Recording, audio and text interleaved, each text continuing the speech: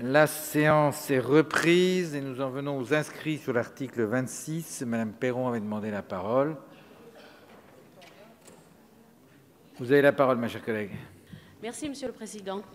Madame la Ministre, Monsieur le rapporteur, mes chers collègues, je suis particulièrement fière de défendre cet article 26 qui était hier un engagement de campagne et qui sera demain une nouvelle promesse tenue en faveur de l'emploi et de la sécurité professionnelle.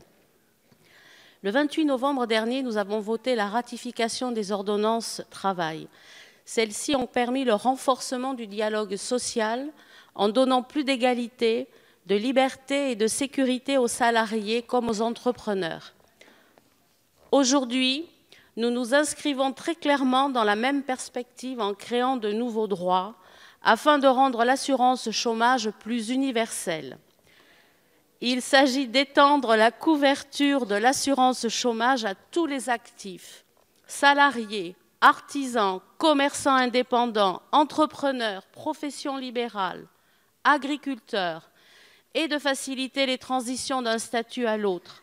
Ces droits nouveaux viennent réarmer les salariés et les indépendants face à des métiers qui se transforment. Ils viennent redonner aux salariés du pouvoir de négociation, sécuriser les parcours et faciliter les transitions professionnelles. À travers cet article, ce que nous nous apprêtons à voter, ce n'est pas seulement des droits nouveaux, mais de véritables vecteurs d'émancipation sociale. Alors, certains à gauche fustigent les limites réelles de cette mesure. D'autres, à droite, crient au scandale de l'assistanat au prisme chômage qui serait choisi. Mais ce que je vois, c'est une porte ouverte pour des dizaines de milliers de salariés.